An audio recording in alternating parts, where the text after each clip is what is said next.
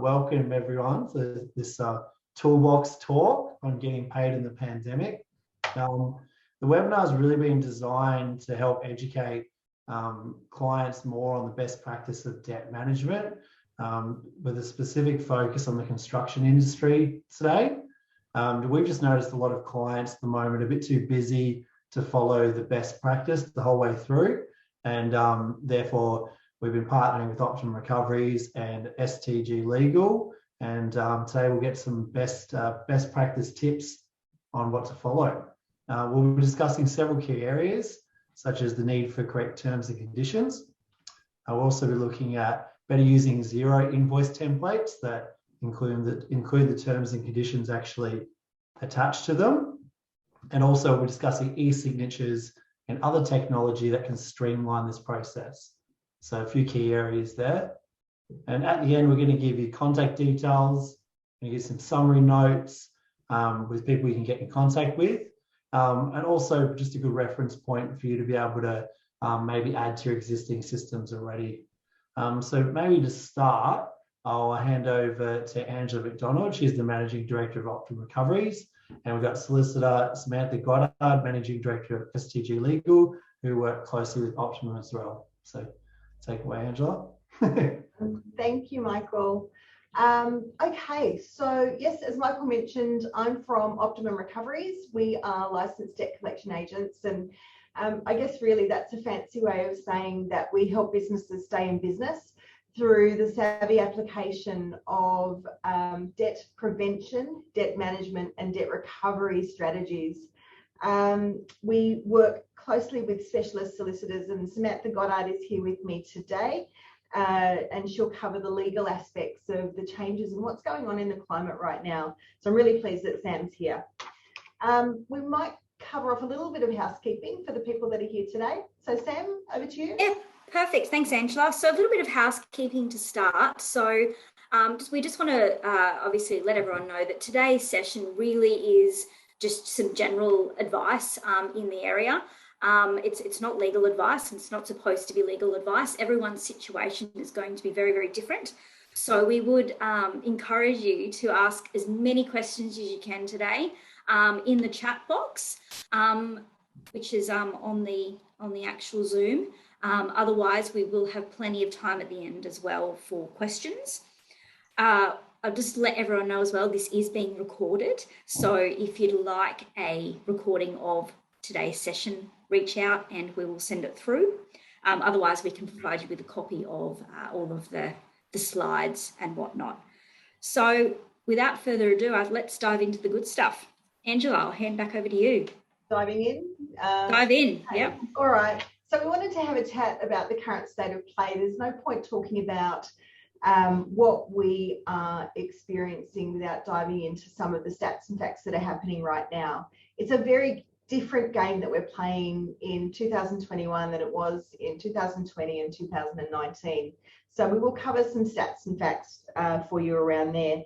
From a really high level perspective, the economy has grown a lot faster in the first half of this year than anybody anticipated, which is a good thing. That shows that some of the stimuluses that the federal government have put in place have been working, but of course those taps have been turned off now.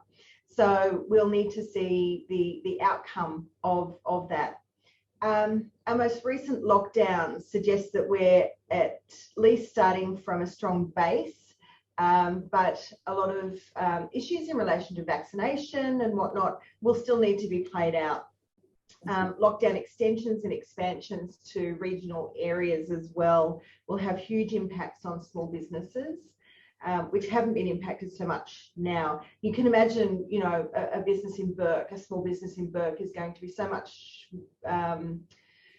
more impacted by lockdowns and whatnot through COVID than other businesses. On a high note, interest rates look set to remain a little bit low for the foreseeable future. And unemployment rates fell faster than expected, but may rise. Now, we're hearing that although it's been reported that employment costs are around 1.9% at the moment, it's actually closer to 10% on increase for staff members. So whether that's pay rises, other perks for working from home and whatnot. And there's a good bit of headhunting going around. Maybe later on, Elena can talk about that. But a good bit of headhunting going on right now as we try and struggle to find the right people for the right jobs. We'll talk about some business sectors that are particularly at risk right now.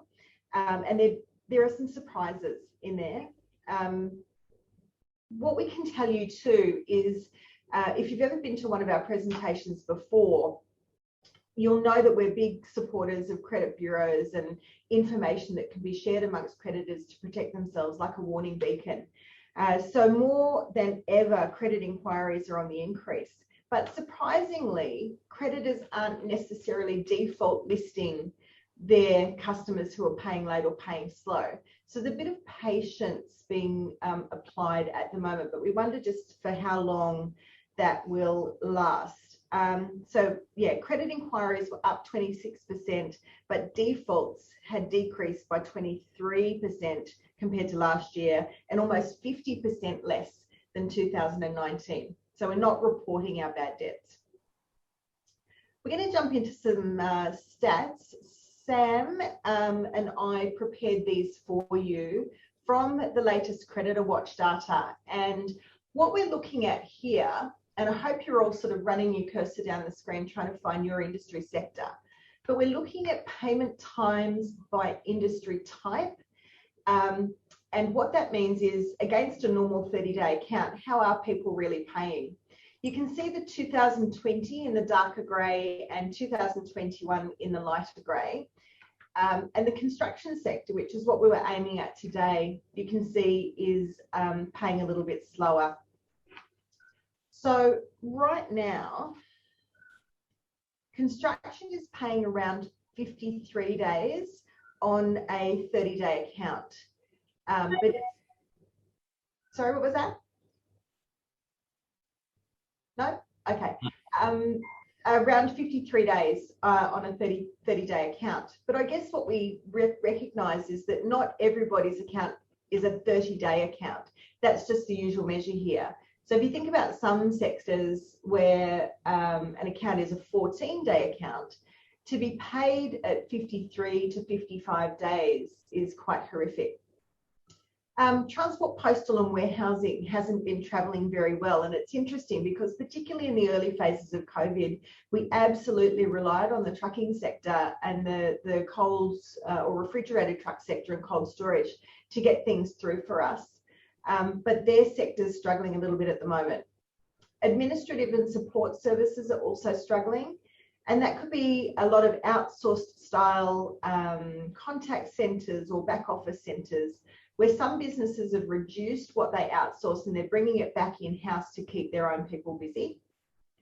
No surprises that accommodation, food and beverage services are paying around the 40-day mark on a 30-day account, but it's actually better than it was for the same time the year prior. And I would think that's more around stimulus packages, and also their accounts aren't as high because they haven't been trading.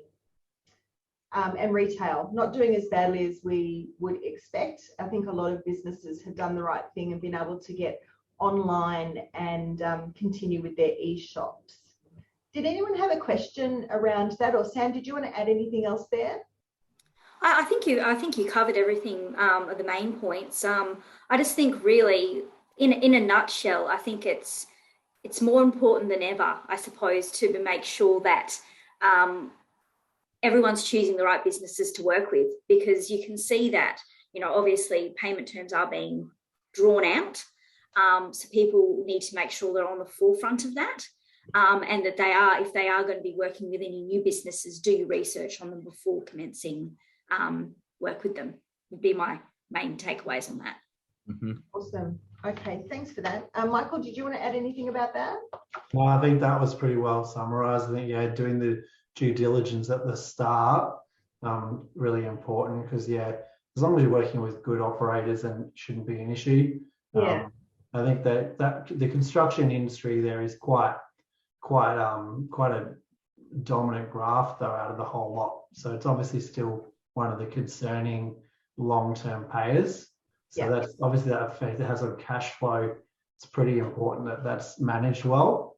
Because if you do, if it's meant to be paid 30 days or even 50 days, but then it drags out to, 40 days on a 30-day account or 60 on it, it's just, it does affect. So yeah, good system's so important, which we're going to talk about soon. Absolutely. So on average, across the board right now, we're looking at a 30-day account being paid around that 35-day mark when we take into consideration the good sectors as well. The one that stands out for me as well is the government sector, so public administration and safety. The government came out, particularly for small businesses, and said, we'll pay you fast, we'll pay you 14 days, you've just got to give us a compliant invoice. And there's the big catch. Your invoices have to be compliant to be on that fast path to payment.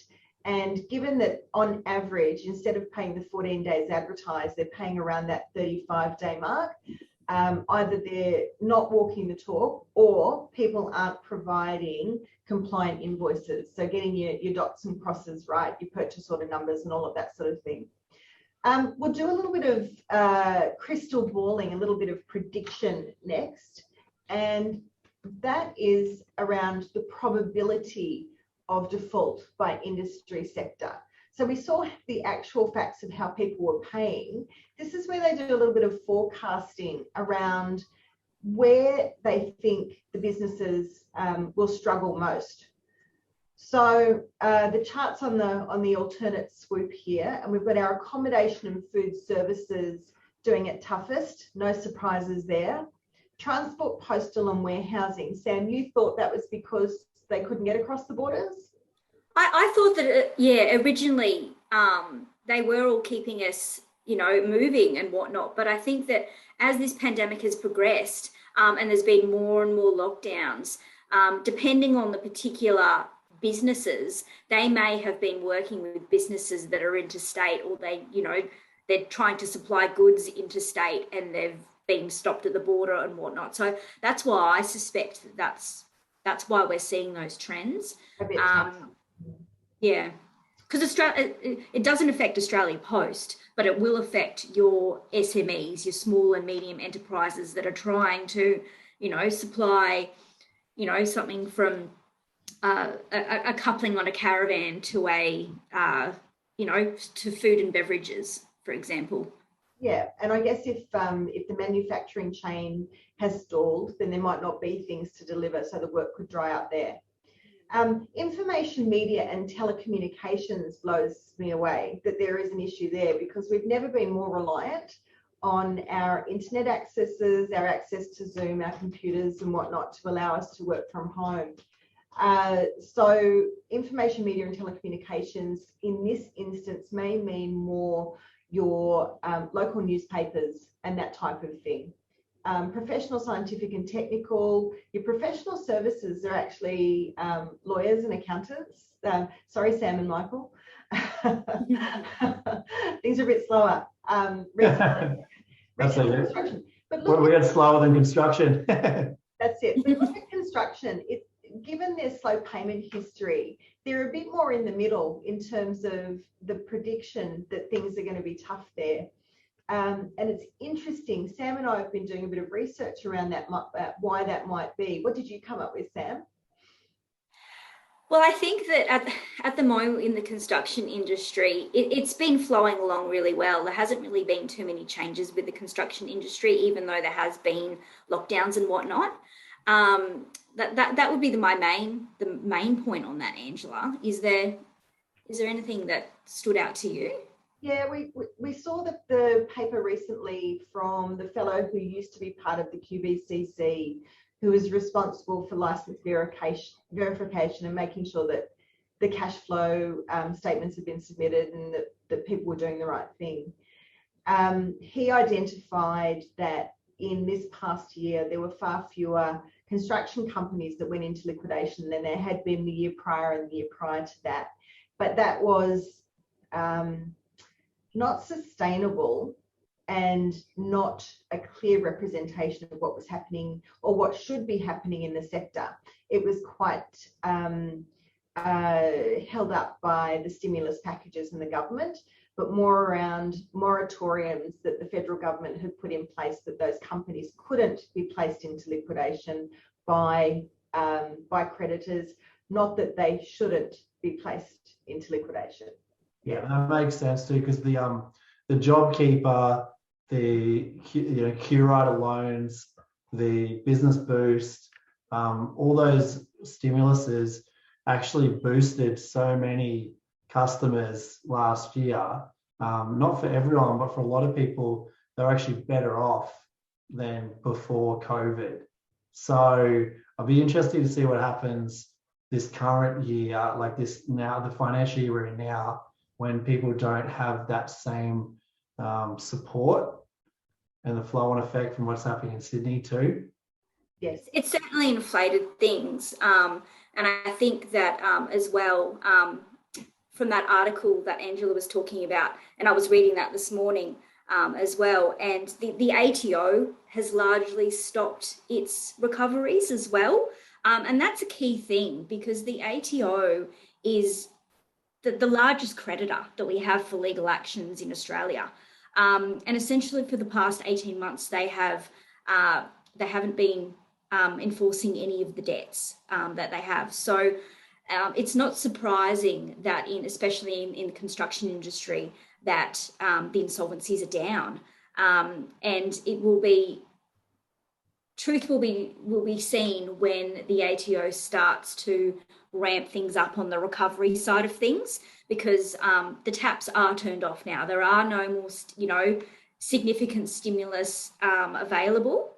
And when the ATO does ramp things up, it will be very interesting to see that those insolvencies, I believe, will start to increase.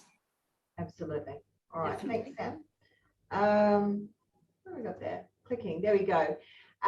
Just to push home what Sam was talking about, a few stats on the court actions.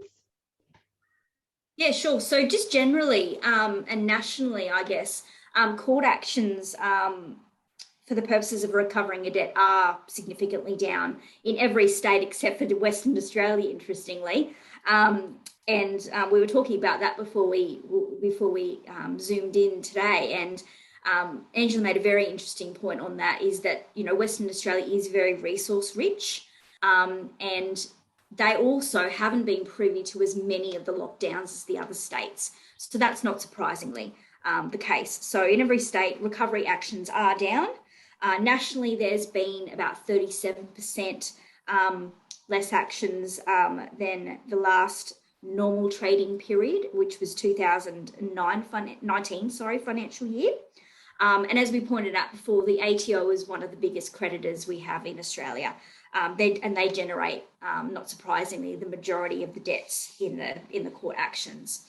So because they are taking on that more conciliatory approach at the moment, actions are down, especially from the ATO, but generally as well, most people are not wanting, in this climate, unless it becomes absolutely necessary, to commence legal actions. People are having more of that approach of picking up the phone, having that difficult conversation, and working out ways that they can resolve their debts with their customers or their clients.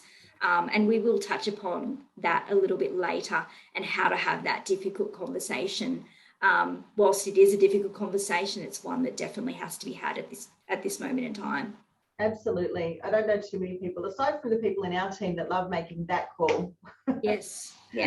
Awesome. All right. And we'll just click forward. Just to touch home on some of the things that we've been talking about, we've included some stats around what the ASIC people call external administration. External administration is a nice way to say liquidation, or some forms of liquidation. And that gives you a little bit of an idea, to touch on what Sam was talking about the decreases. Sam? Yeah, so interesting. I might actually start with the, because I was blown away by this, and I know you were too, Angela, the personal insolvency statistics. So between the 26th of July and the 8th of August, so we're talking about a period of a week here, just under a month ago, 433 people entered into personal insolvency. So we can already see that this is ramping up on this side of things. And the most common industries in this particular area were transport, postal and warehousing, healthcare and social assistance, and retail trade.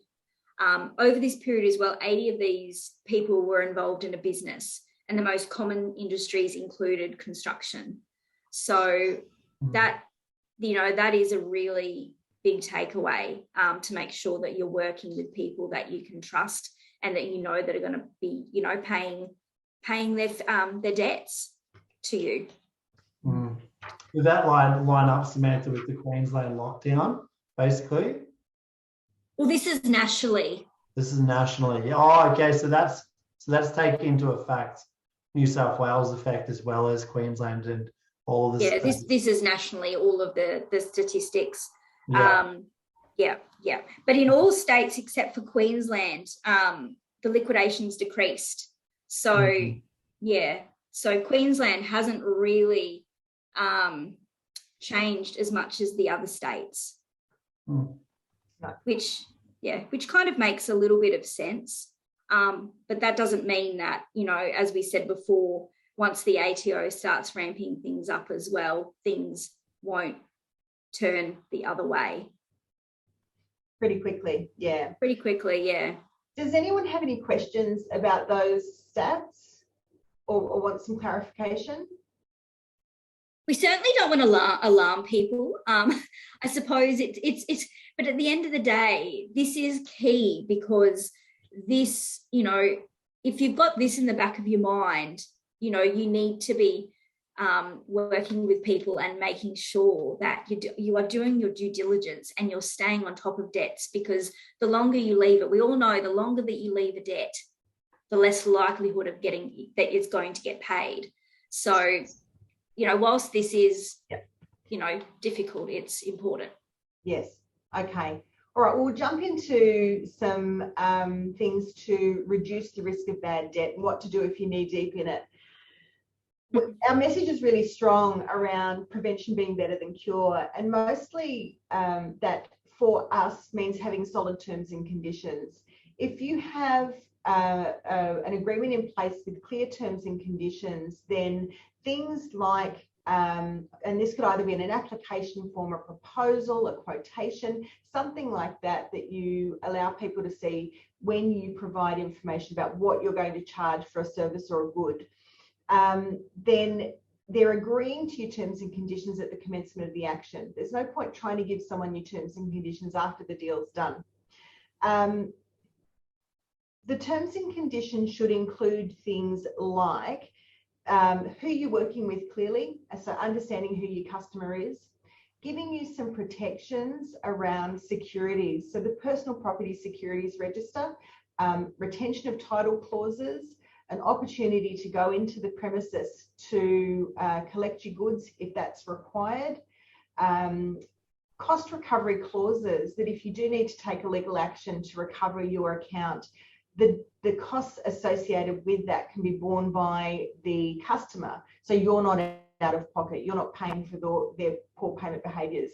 Michael's got some really awesome tips on how you can use Xero and automated forms to send out your quotes, and what, Michael, Xero and Zimpro and the like, to send out your quotes, and have your terms and conditions connect to that so that people accept the quote and accept the terms too? That's right. Yeah. So everyone, like with Xero at the moment, a lot of people use Xero. It's an accounting software, but to keep it really simple, with Xero, you can create an invoice in the software and then you can email it straight from Xero to your customer. But a lot of people are not attaching the terms and conditions if they're sending it directly from Xero. And so they're referring to it, or maybe it's in like fine print, but they're not actually sending the terms and conditions document. And this is really important if you've got specific trades that are on the go, or if you're relying on an admin team to send invoices out of Xero to customers direct. But the way to get around that, in Xero, you can change your custom invoice settings. It's quite difficult to do by yourself, but there's specific companies now they're basically marketing and art companies that will amend the template in Xero and they'll allow you on the quote section of Xero to have all your terms and conditions already a part of it. So when you create a quote in Xero and you just click email, it has the quote at the top, and then underneath it has all your terms and conditions already as part of the document. And they have a really good looking format, and it's a very good way to include your terms and conditions when you're doing quotes in Xero without having to attach anything. You can never forget to send them then. And if you've got different salespeople out and about, or someone's working at different sites and you need to invoice on the go, if they send a quote from Xero, you know that terms and conditions are always a part of it. And we've updated that recently for a couple of clients. That can you help me with that, Michael, in the future? Yeah, definitely, Jimmy. I'll definitely show you how to do that. Thanks, mate. Yeah, no worries. And I'll also, if anyone else wants to know the company that does the updating of the invoice templates in Xero, just click me an email and I'll send you a link to their website. They only charge about, I think it's about $300 a one-off fee, and they'll literally completely change your invoice templates. They'll add your logos into it, looks really professional, and your terms and conditions will be seamlessly on the bottom. So that's a really good tip with Xero. You can never forget to send them out then, and it means you don't have to send your invoice from your email software. You just create it in Xero, click the email button, and it's done. And I think we've done that with a few clients recently. It's been a really good workaround because Xero doesn't allow you, like if say you're out on the job site or you've just done a job for someone, you're a concreter, and you've done a job, but then you're going to another job to quote. So you're going out to quote at someone's house, and you don't want to come home and do the quote and email it and do the whole process. You'd like to quote on the job. Well, if you do that quote in Xero and you click send, you don't have to worry about going into Dropbox or OneDrive and trying to find your PDF of your terms and conditions or any of that. It's already built into the software. So that's a really good tip, and then you'll never go wrong with sending out your terms and conditions that way. So yeah, just click me an email if you want the contact, and I'll share you the contact of that person. My favourite piece on that too is the nice button that helps you collect your deposit straight away when they accept the quote. You know, using that automation that Michael was talking about and attaching the terms and conditions also helps with variations on jobs and reduces the amount of disputes. So it's very clear how disputes need to be addressed. It's very clear how project scope creep needs to be addressed as well. So that's a good one. Samantha and I are mad on credit checking and monitoring. We like to make sure that we know who we're dealing with, make sure that they've got good reputations, and make sure that our clients are going to be paid at the end of the day. And that knowledge right now is absolute power and could save you bacon at the end of the day. For consumers, and I know some of you do deal with consumers, I'm a big fan of deposits and progress payments as you go through a job. And also, I love the Xero nag chains, or more specifically, Michael, they're reminders, aren't they? But yeah. They're preset invoice reminders, so that you don't have to think about it. Yeah, that's it. And I think it's important to remind everybody as well, if you're making your own phone calls to chase up money, don't lose your cool. Be really aware of the rules and guidelines that creditors and debt collectors have to work within about the way in which we speak with our customers, how often we speak with our customers, the tone of voice that we use with our customers. And if you're not able to keep your cool or you're getting frustrated with them, then better to get somebody else to do it. That's really true. And keeping your cool is a good one, Angela. I've noticed, especially as things get more stressful, if things get tougher towards the back end of the year, you know, like if you've had a big day working and then you call full of anxiety trying to chase money, you're far less likely to get a good result. So, you know, and that's when, if you're just not having the time to do the follow-up calls, it is better just to pay, you know, professional to regularly do those follow-up phone calls as part of your team. That way, you know, it's going to get handled. They're not going to be flustered when they make the call. They're also not going to say the wrong thing and jeopardize your relationship or the process. And one of the things too that they do, which is brilliant if you're using Xero, is you can leave notes in Xero on the contact. So say if someone makes a phone call and Dave from the whatever building company has said, look, our accounts department is going to pay this on Monday. they can leave that note in Xero under the contact.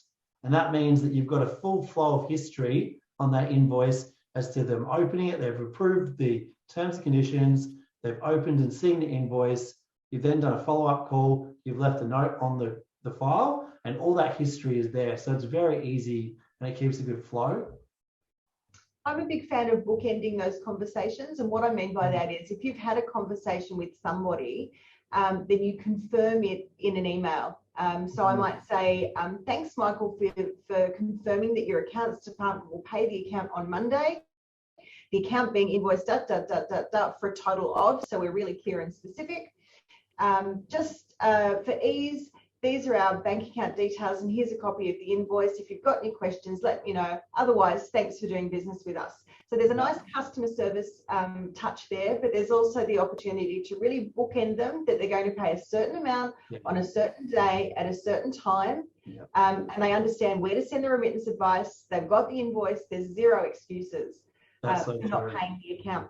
Bex just sent me a little reminder about our time. So I'll push on Samantha, if you want to talk about, we're not playing in the same game anymore. So Sam's just going to touch on some of the changes that have happened to business owners over the past few months and the tools that we have or don't have anymore to be able to collect debts. Perfect. I'll cut straight to the chase here because really people just want to know kind of what's happening right now. So creditors' statutory demands and bankruptcy notices, whilst there's been some changes during the peak and up until now, the creditors' statutory demand minimum has now doubled to $4,000. So a creditor's statutory demand is issued for a debt that is not disputed for a debt that is over $4,000. So that's the amount that now has to be met for that.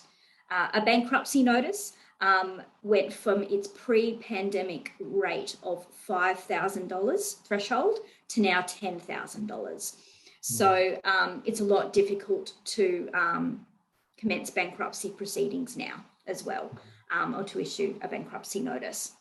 And the rationale behind that was to make sure that viable businesses that are distressed are not going into insolvency over small debts. So that's the key rationale behind those changes. What's important as well in this space is for small business, there is this now simplified debt restructuring procedure, and that's been in place since the beginning of this year. So small businesses are now able to access this simplified debt restructuring process, which allows them to restructure debts whilst remain in control of their business. So it's more of a shift from the creditor in possession model to a debtor in possession model. And the rationale behind this process is to enable them to give small businesses more support and the best chance of success, enabling better outcomes for businesses, creditors, employees, and the economy generally. So what do you need to qualify for that? So this is any small businesses with debts less than $1 million. So this is majority of Australian business, small and medium enterprises. And you can appoint a small business restructuring practitioner to oversee this process and provide creditors with a restructuring proposal statement to try and resolve all debts, essentially. The only catch, and I do say catch because this is going to catch a lot of people out, is everyone has to have, or that business has to have all of their tax lodgements up to date and all of their employee entitlements up to date as well, including superannuation. So that can catch a lot of people out because, a lot of businesses are struggling and they don't have, the money to get their tax lodged when they need to get it lodged, back in the day. So they're the main changes that have occurred. During the peak of the pandemic as well, Safe Harbour was available to directors. That's now no longer available. So that did kind of create a bit of reprieve for people during the peak. But it's now back on the table and people need to be making sure that they can pay their debts as and when they fall due. Sam, can we touch on electronic signatures? Because a lot of people have been in lockdown. They haven't been able to sign credit apps, terms and conditions, and those types of things. It used to be the old, wet signature, pen on paper that we had to go with. What's the rule now? So not anymore. So really, and this kind of goes back to our terms and conditions. So I'm recommending to clients now to ensure that there's clauses in their terms and conditions to allow for electronic signatures and to allow for the electronic transmission of documents. That's key because that's the world we now live in. We don't want to be waiting for snail mail for the original contract to come through. We want it to be in real time, and we know, okay, we've got a signed contract and or a signed guarantee. We're good to go, and we're good to provide the goods and services. And Samantha, just a question on that for users of softwares like Xero that are going to send quotes out. If someone sends a quote out from Xero and the other partner electronically approves the quote, clicking the approve button, sends an electronic receipt back to the owner saying your quote's been approved, right? I mean, that's as good as an Adobe e-signature, isn't it? Yeah, it is. I would also potentially like it, and it depends on the actual software. But what I also recommend to clients or customers, if they don't have that really sophisticated system, is if they're just sending a quote via email, that's fine as well. Just make sure that you're getting that approval via email from somebody that has the authority for that business to say, thanks for your quote and your terms and conditions. We approve the quote and the terms and conditions, or even if they say approved from the original email that had the quote and the terms and conditions, that's fine as well. Gotcha. So, and with that, would you like to see terms and conditions updated to have the approval of electronic? Correct. Yeah. Okay. Correct. So that when you're getting, say, it's like one of the key personnel within the company, within the building company, for example, in construction, says, yes, we'd like to go ahead with that proposal. It's in the terms and conditions. They've agreed in writing on the email. That's the contract started. Exactly, and it just makes it a little bit more watertight for customers and clients. It can get a little bit more difficult than if you've gotten. At the moment, I've got a few where people are saying that they don't, or we didn't give authority for the administrative assistant to approve that quote or whatnot. So really, Sam, just to clarifying question about that. Is DocuSign okay, or does it need to be in the terms? You're saying it needs to be in the terms? DocuSign is okay, but best practice is that it should be in your terms and conditions as well. That you're both parties are agreeing that electronic transmission of documents and signatures is agreed upon. So that would just avoid any potential. It just avoids. Obviously, not always going to have a best case scenario, and the matters that come across my desk, it's far from best case scenario sometimes. But that's best practice. But worst, always just make sure you're getting some form of written approval. Yeah. DocuSign or an email. How can we ensure the person replying and agreeing is within the power? Good one. Yeah, and that's a great question. Good question, yeah.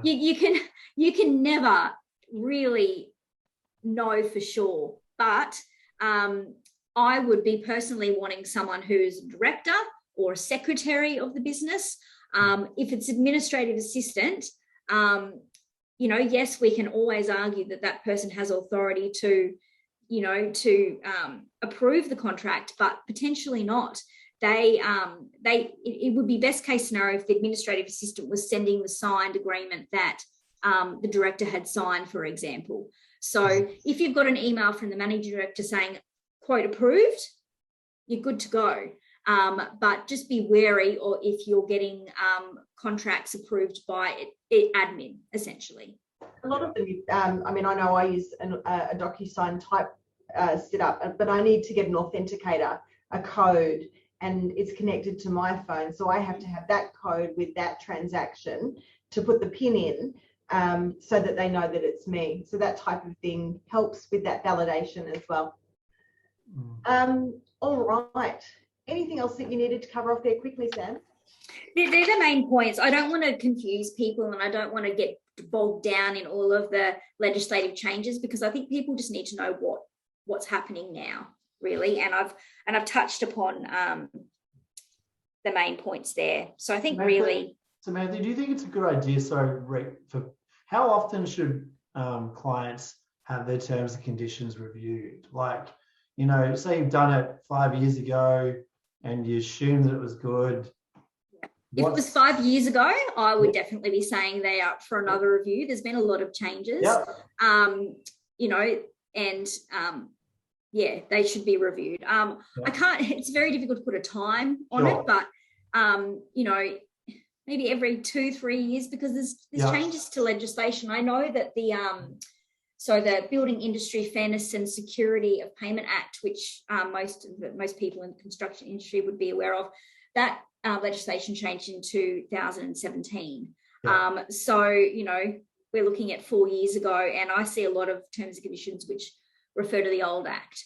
So, you know, if you're unsure, flick us an email, reach out to Michael, Angela, and we can obviously look at doing a review for you. One of the things that we offer at Optimum is a complimentary review of Credit App's terms and conditions. So we look at the process from end to end to make sure that it's secure without being scary, that it covers the current legislations, that it refers to the right acts, and that it's in plain English. I think that's really important. You don't want somebody to have to race off to get a lawyer to interpret your terms and conditions. You would rather just go, yep, that makes sense to me. Let's go for it. Let's work together.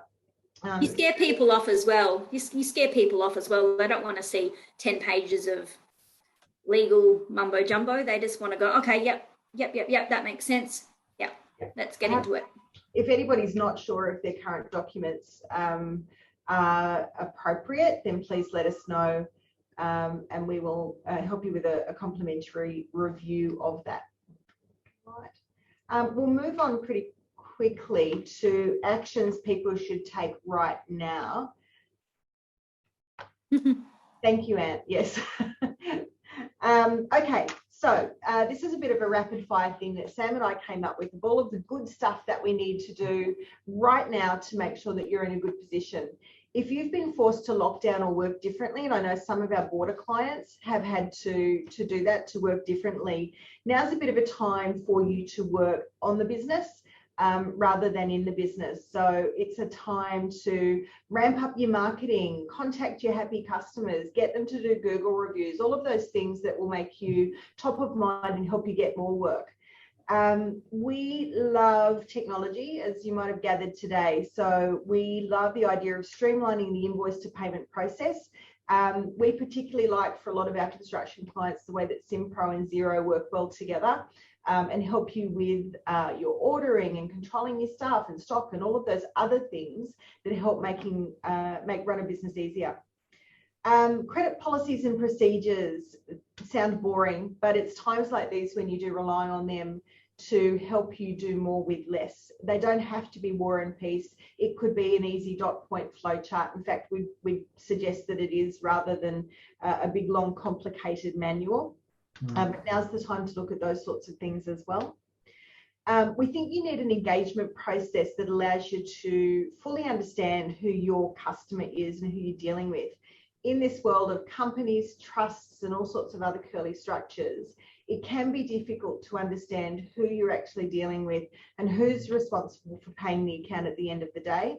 And those credit checks and inquiries will help you answer those questions before you do the work. Okay, check them out, get a credit score, and make sure they're worthy of the loan, because extending credit at its core is you loaning somebody money. Okay. Securities, we think that your terms and conditions should absolutely provide some additional security. So the Personal Property Securities Act and associated register is important. Retentions of title, guarantees, your right of access to get your gear off-site if you need to do that, cost recovery clauses that we touched on earlier, interest and late payment fees, and you might have seen from time to time a force majeure. And that's come into play more so because a force majeure covers you for acts of God or things that are outside of your control, isn't it? So like a pandemic. Like a pandemic, that's it. Yeah. That's it. So, in a nutshell, if you're unable to perform services under a contract because of a lockdown, because of an act of war, something like that, it just prevents you from getting penalised. And then once those issues are resolved, the contract can then continue. Yeah. With regard to the credit checking, something to keep in mind is don't just look at your customers, look at your suppliers as well. You want to make sure that your supply chain is really solid. And if you're taking on work, you want to be able to make sure that your suppliers are going to be there to give you the goods to do the work. So that's important. With that, communication's key. We do say that automation is awesome, but Samantha and Michael have both touched on the importance of picking up the phone occasionally to make sure the customer's there, to check in, to do a welfare call. It could be a customer service call. It can also be to make sure that everything's ordered, that they're happy with job progress, and that they're going to be paying your bill on time. Okay. I think diversifying has been really interesting over this period. All of the companies that have pivoted. I'm loving the gin company in Brisbane that pivoted to make hand sanitizer, and lots of other businesses that have been able to do other things. One of my clients did a lot of event fit outs for conferences and that type of thing. They're now doing shop fit outs, they're doing kitchens, they're doing other things. So they've pivoted completely. They've been able to keep all of their people employed and all of their wheels in motion. So that's been important. I think there's loads of opportunities to do things better, faster, and these types of climates remind us of that. Sam, is there anything else that you wanted to add there? I suppose I just wanted to touch just really briefly on this communication aspect. I've had a lot of success with picking up the phone with debtors. Sometimes, it goes a long way just to not only be professional, but just asking how they're going, as well. And I've been getting results from that. I've had to have a lot of difficult conversations with debtors who are in lockdown. Some of them have been in lockdown for a sixth time, a long period of time. They're struggling. Mental health is at its highest. And, I have had a lot of people just say, look, thanks for just listening to my story. I can do this, or I can pay this week. Next week I can pay this, or I say, can you please email me, with what you can do over the next 4 weeks, or we can look at the statement of financial position. It's just working with people, having that empathy, but also letting them know that the bill does need to be paid, and that you're happy to work with them. And please, I don't want people to shy away from those conversations, because it's a win-win situation, not only for you as a business owner, but for the debtor as well. That I'm sure that they want to, most debtors want to have their debts paid as well. A bit of patience and a payment arrangement now could save the client long term. Absolutely, and that's just picking up the phone. If it could take 5 minutes. So the 3 takeaways, I think personally, are prevention, terms and conditions, all of that good stuff there that we've spoken about. The automation side of things, Michael's given so many great tips on what Xero and all of the systems can provide, and communication.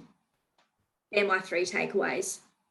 Awesome. Thank you. We'll jump into some quick questions. You can unmute yourself if you'd like to ask the question rather than type, or you can type if that's what your technology allows. I think Hayden had a question before we missed. Angela was just saying, what would be the best practice for regarding your terms and conditions? Do we need to email the update to all customers? Yes. Or every update on certain revisions? What do you think? Yeah, good, Hayden. You've probably received something from your bank recently in the mail about new terms and conditions. And do you want to handle that one? Yeah, absolutely. So yes, if the terms and conditions have been amended, certainly you need to be emailing them notes to your customers and your clients. I've had many clients where they have, we've done a review, we've updated their terms and conditions, and what we've done as part of that process is a template letter that they can send to their customers or clients saying, "Hi, we've recently changed our terms and conditions. Please find attached terms and conditions. Please confirm receipt and confirmation that you agree." Or the beautiful clause of these terms and conditions apply from your next order. Correct. But yeah, having that all tied up in an email or in writing is key. So great question, Hayden. Was it Hayden? It was Hayden. Did I ask that question? On a roll today. Yeah. Anybody else have a question while we're here with Sam and Michael?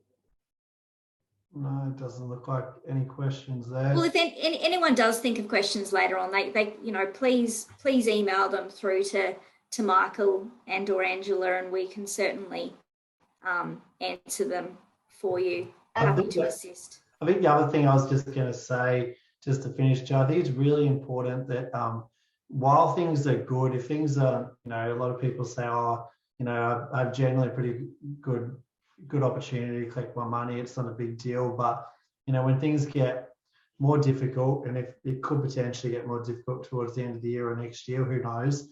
We don't know what's going to happen yet as a result of the last sort of few months. But I think you need to have your plan now.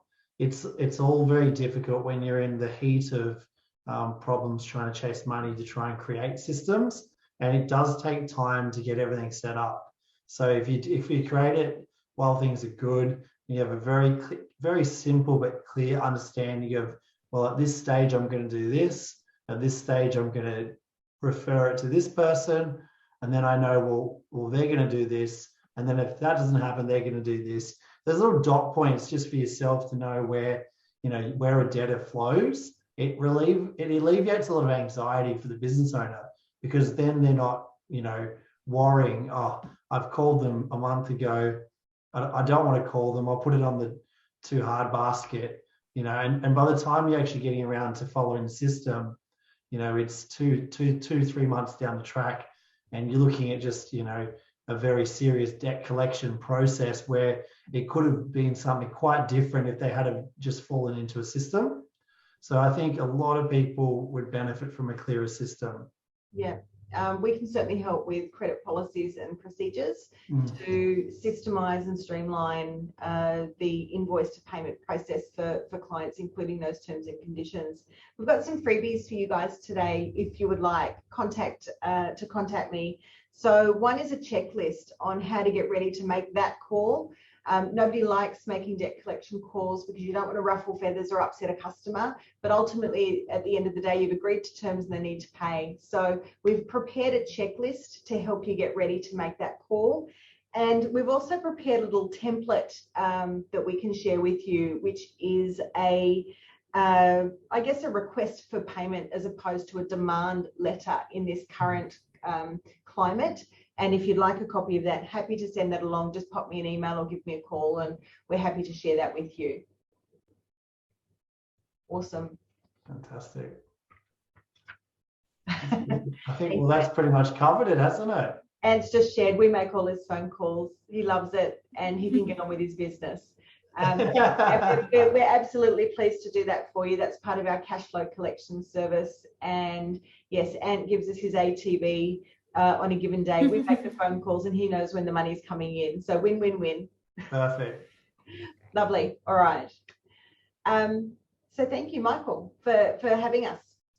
Thank you. That was really valuable, and I'm sure that a lot of people that couldn't quite make it through timing, we're going to be saving this webinar as well, and we'll be able to send them the link so they'll benefit from this as well. But yeah, thank you both all for organising this. Very practical. I'm sure it'll start a few conversations to help improve everyone's systems a bit more.